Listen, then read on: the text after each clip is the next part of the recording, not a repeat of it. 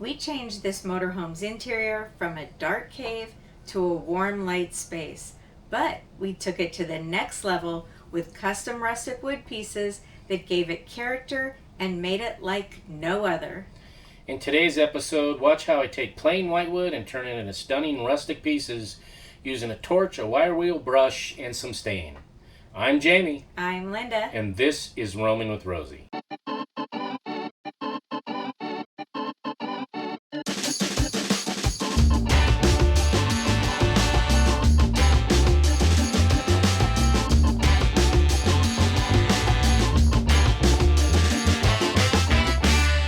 Welcome back to part 4 of our Motorhome's interior remodel series. If you've been following along, you've already seen some of the custom woodwork that Jamie installed. He did window valances, this custom countertop, and a beautifully refinished bathroom door. Today we're diving deeper and showing you the process that I use to be able to achieve that beautiful rustic finish. Let's get started. We felt the original window treatments were an eyesore the minute we first saw this 2017 Holiday Rambler motorhome. Jamie knew he'd be replacing these as he had in both of our previous RVs. But this time, he went with a more natural finish and some cool enhancements he wanted to create.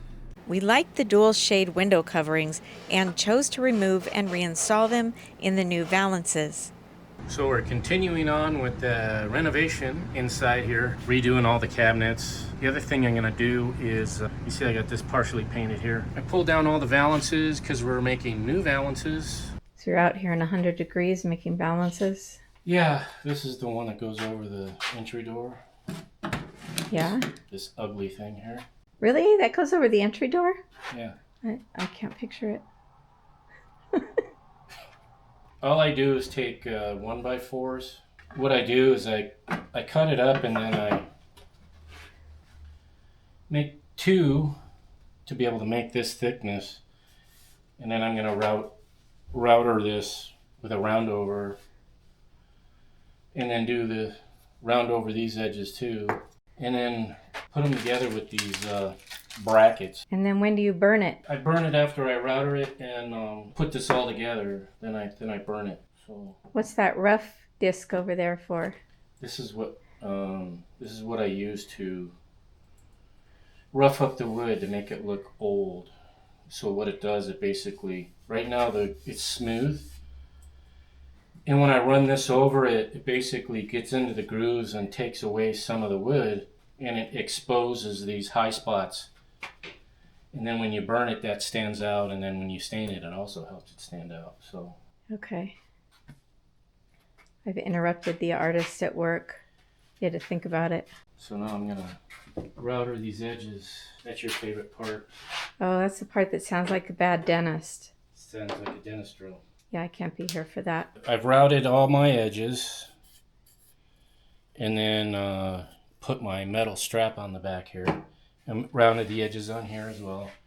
And then I put the straps back here to hold those two pieces together. Now what I need to do is rough the wood up. So I do is I do it with a drill motor, and then I got my brush here, and then all I do is I basically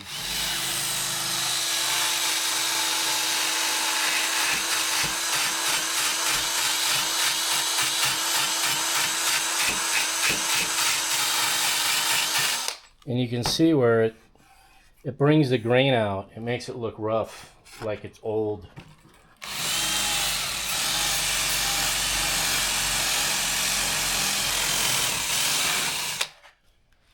So you can see where all this came off, and this is what it looks like smooth. And then when you rough it up, it makes the harder part of the wood stand out. So I'm going to do the whole length of it, and then both of these sides, and then assemble it. You don't necessarily want it to look old, you just think it looks neat. Well, I like the way it makes the grain stand out. It just gives it a completely different look than if I was just to stain this. Even if I burned it and stained it, it would look completely different if I didn't do that with the brush. So I'm going to get this all completed, and then I'll show you how it all goes together. So now that I got that all roughed up, you can see how the grain really stands out now. So we got the wood all roughed up. You can see here where the grain's really standing out now. The next step is to get that to really pop. I take this is a regular propane bottle like you use on a camping stove, and then a Burns-O-Matic like torch end. So all I'm going to do is light it up, and then I just go down along it until I see it the way I want it to look.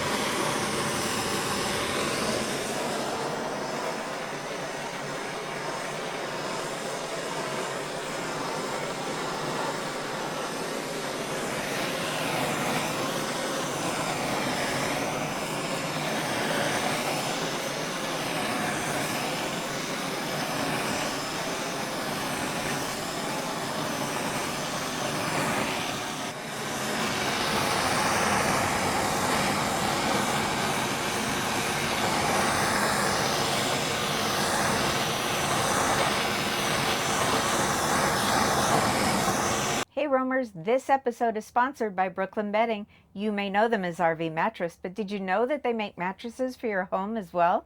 We take our house to travel the country, and we selected our mattress from their Brooklyn Bedding line. We've had our Brooklyn Bedding mattress for about a month now, and it's a huge change over the mattress that came in this RV. The best thing about it is that Jamie can run in his sleep and I don't feel a thing. I don't really do it that much. It's kind of hilarious. I had to suffer like turbulence, but not with this Copperflex memory foam. I don't feel a thing. We toured their Phoenix factory this year. The whole process was amazing, especially how they pack them into the boxes and have free shipping to anywhere in the continental United States. So this is where the magic happens, really. So does that squeeze it? That squeezes it down? So you'll see it come in here once this lifts back up. This is where it squeezes it down.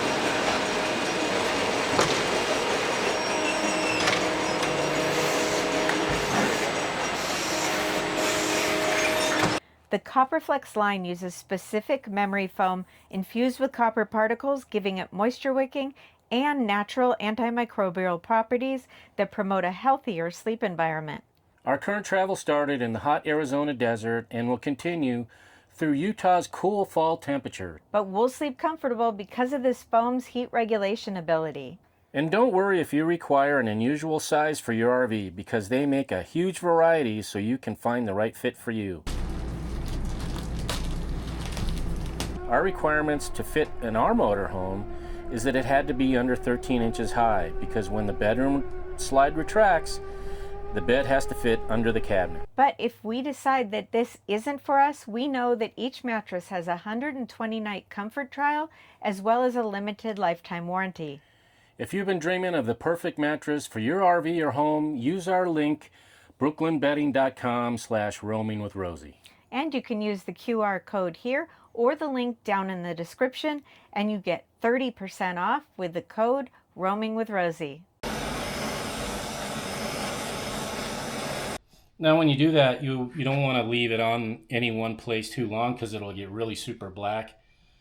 And you could possibly catch the wood on fire. And one thing I would say would be get a scrap piece, practice on a scrap piece, because you don't want the whole thing to be black like on the ends here where it's really dark, because then you don't have any distinction when you go and stain it.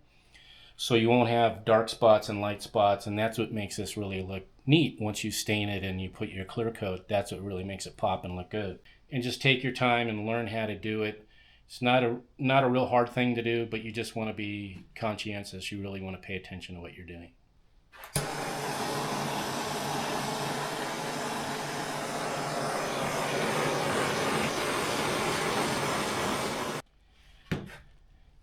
And one thing I want to say is, say you get something that's too dark and you don't like the way it looks, you can sand it.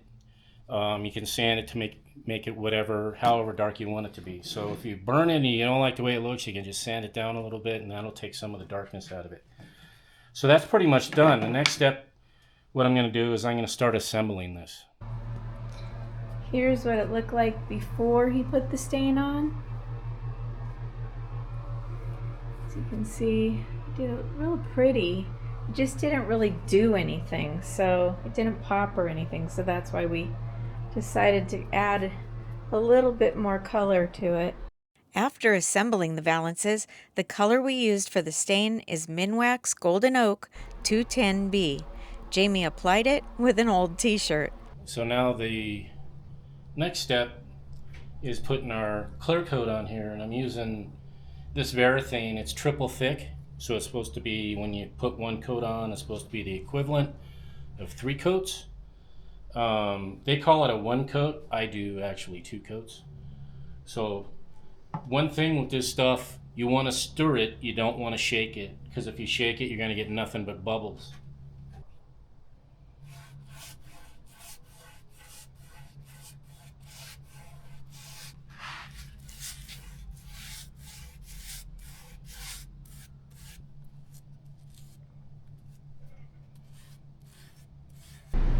These are the last 2 valances.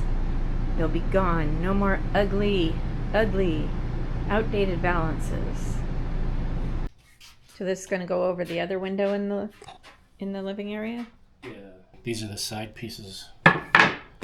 So I need to cut those down and then nail them together and then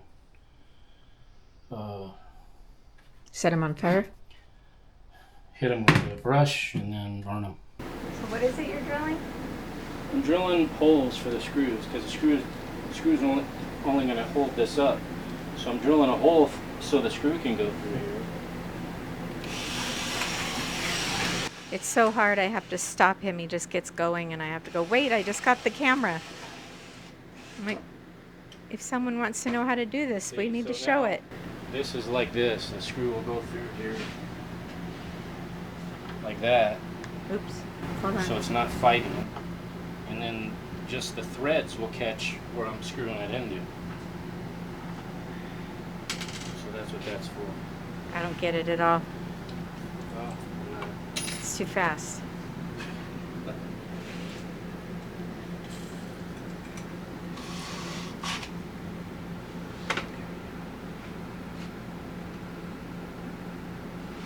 Stopping a man when he's in the middle of a project. Well, let's see if I can. That's probably going to fall out. So. Are you just trying to use screws you already had? Yes.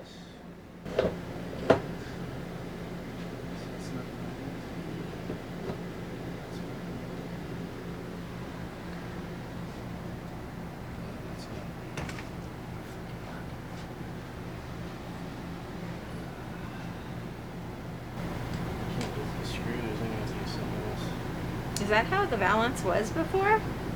Yep. Over the door like that? Yep. Because the door's not. You can't make it lower, you'd bang your head. See? Yeah. That's exactly how But it it's goes. strange. Well, there's more space here than over there, so I don't think I like it. I don't care if you like it or not. It's how it's going to be.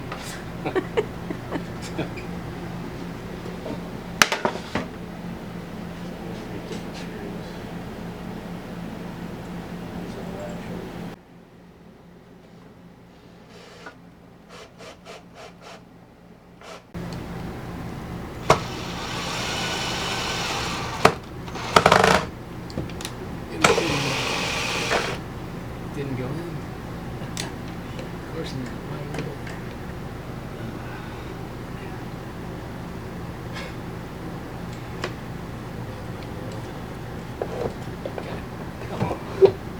Would you rather me put this down and hold it?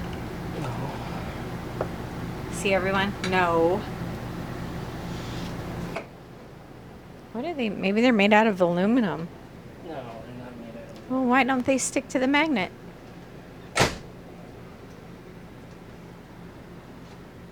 Are they nickel? Not sure what they're. Nickel doesn't stick to a magnet. I'm remembering 6th grade science. Where else are you going to put them? Oh, on the other side? Where else am I going to put what? More valances over here. Wherever there's valances is where there's going to be valances. This countertop right here, which doesn't match anything in the RV, I'm pulling that up, and then I'm going to make a new one out of real wood. I'm gonna go ahead and do that now, get that pulled up, and then show you what we got. Okay, so I got that all pulled off. Basically all I did is I took a hammer and kind of hit on this edge here, and that kind of pried it loose. It was just glued down. Right here you could see where the plywood kind of let go from where I was prying it up. So I'm going to clean all that up with a chisel, get all that off of there. I'm going to use this old piece as a template for the new piece that I'm going to make. Okay, so I got it all cleaned up. I got this top edge all cleaned up so that when I make my new countertop, I'll be able to put down some adhesive and glue my new top down on there. That way it'll sit all level and everything. So the project continues. So here's the old countertop that I pulled out, and I picked this piece of wood up here off of Lowe's, and that's going to be my new countertop. Basically what I'm going to do is I'm going to cut it out. So you can see I made lines already. This is my line where I'm going to be cutting it there and then also there. So that's cutting it to size. And then I'm going to take the scrap pieces that are left over, and I'm going to create basically glue and nail a thin strip down this side and also across the front, kind of similar to what we have here on this one, where you can see they did the same thing. So that gives you 1.5 inch thickness. So that looks nice. That's kind of your normal countertop. So I'm going to cut that out right now, and then I'll add those pieces, and then I'll show you what I got going after that. Okay, so now I have the piece cut to the size that I want. I have my other piece here, basically shaped like an L, and that's gonna basically sit on there like that, and that's gonna give me that thickness that I'm looking for. So what I'm gonna do now is I'm gonna glue the back side of this, and I'm gonna nail it down. And then the next step, what I'm gonna do is I'm gonna route the edges. So I've glued and nailed it, and I've routed all my edges. So now that's all together. I need to fill my holes where I nailed it. Like right here, I'm gonna fill that. I'm gonna do the same thing I did with my Valances. I'm gonna take the wire brush on the drill motor and rough this up so I get that same kind of look. And then I'm gonna burn it with the torch and then stain it. And that's gonna match our Valances in there. Okay, so I've filled all my holes and I've torched it. Got it the way I wanted as far as burning the wood. And the next step is we're gonna go ahead and stain it. So we'll get that stain out and get a coat of stain on there. Okay, so we got it all stained. Now what I need to do is let this sit, let the stain dry. And then what I'm gonna do is I'm gonna put clear coat over it, and a clear satin. I don't like real gloss. I'm gonna put a satin on it just like I did with the Valances. And then we'll put in those nail heads on here to match the Valances, and that'll be the finishing touch on it. Next step is to put our polyurethane on there. I'm using the Varathane triple thick polyurethane. I'm going to do 2 coats of that, and then we'll move on to the next step. Now that we have this cabinet all painted, I'm going to mount the countertop on there and show you what that looks like. First thing I need to do is apply some adhesive on here to hold down my countertop. So I'm going to apply that, show you what it looks like once I have that applied, and then I'll mount the countertop on there. Okay, so I got my bead of my Power Grab adhesive on there all the way around. Now all I need to do is sit the countertop on there, and we should be good to go. All right, so we got it all mounted. I'm gonna let the Power Grab set up and cure. Final touch that I did is put those black nail heads in there, just like it is on the Valances. So that's gonna kind of tie it all together. I think it makes it look really nice. Looks 100% better than that other thing did. Now this kind of ties it all together. It has the same look as the Valances do. So we'll continue on with this renovation. And what would you decide you were going to do creative with it, or is that a surprise? Well, I sanded this. Saw that. Because that's real wood, right? Yeah, and I'm going to leave it like that. I put clear on it. I think it looks really good like that. And then this is the same wood, so I'm going to sand that to match that. Oh, okay. So then you'll have the white, and then you have this wood color and the same wood color here. Okay. And then the rest of it will be the white. And did we decide anything about the doors yet? No. Okay. Is it real wood? Well, this is. Yeah. I don't know about this. Because it's real wood, you can sand it like that. The final project was the bathroom door. Jamie was pretty sure it was all wood as well. It's the only actual door inside the motorhome. The other two are thin sliding doors, which Jamie painted in the dusted truffle color.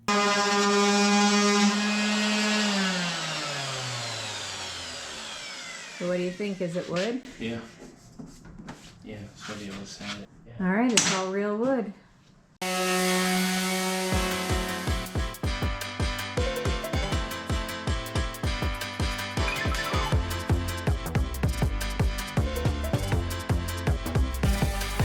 So what I did was I first hit it with 60 grit sandpaper, basically to get the clear off of there and also the stain off of there. So I've gotten it all off of all the edges and everything. So now what I'm doing is I'm hitting it with 150. Once I've gone over it with that, I'm gonna hit it again with 220, and then that'll be the finish.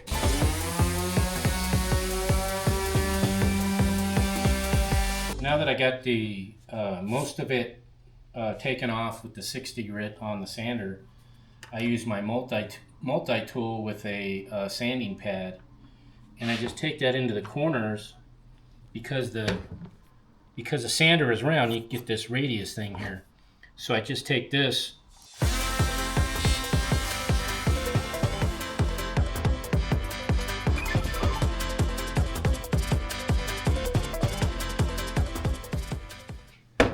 So that's how I do the corners. These edges here, I just do them with do it by hand. Basically, what I do is I take one of my sanding discs, and right now I'm using 80 grit, and all I do is I go along the side like this.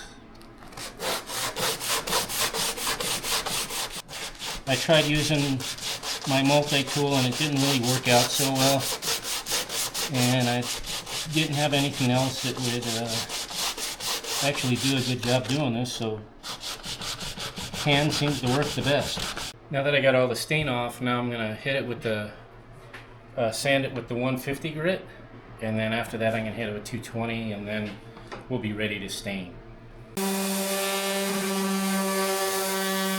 When I go and stain it, the rails show up all the differences in the grain, but for some reason this plywood, it doesn't show up as well. So I'm going to do some burning in here to create it, make it look kind of neat like I did on the Valances.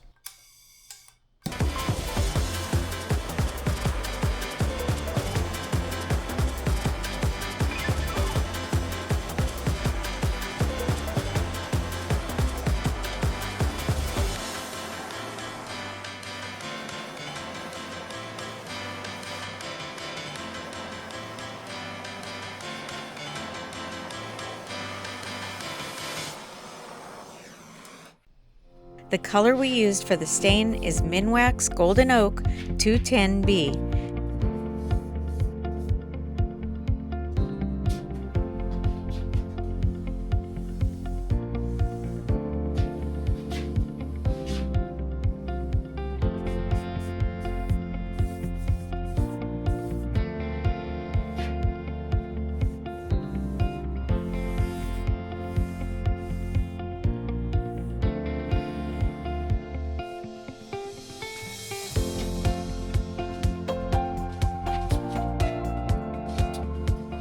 Now that I got the door all stained, next step is I got to put my polyurethane on it, and I'm going to put 2 coats. So I got to do one side, let that dry, put the second coat on, let it dry, and then flip it over and do the back side. So I'm going to go ahead and do that now.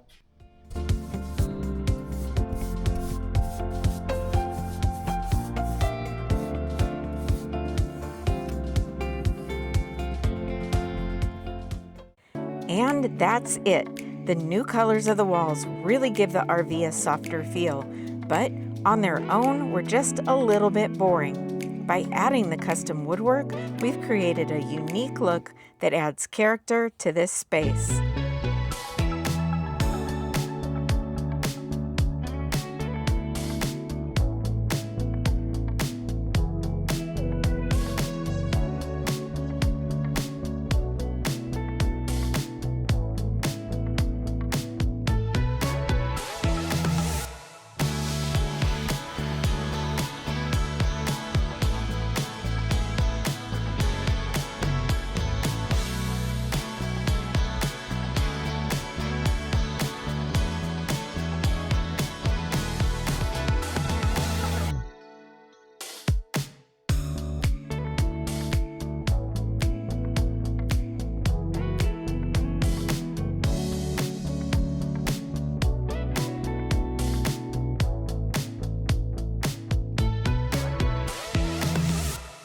you've been following this entire series, we thank you for being a part of the journey. And we hope it inspired you to make your home or your home on wheels a comfortable, happy place to be. And if you've just discovered us, we invite you to go back and watch parts 1 through 3 to see where it all started. And we've got more RV renovation projects coming your way. So don't forget to subscribe and hit that notification bell. And if you enjoyed this video, we'd sure appreciate it if you'd share it with your friends and family. And make sure to leave a comment, that way you could be part of the conversation. We'll see you on the road and in the next episode.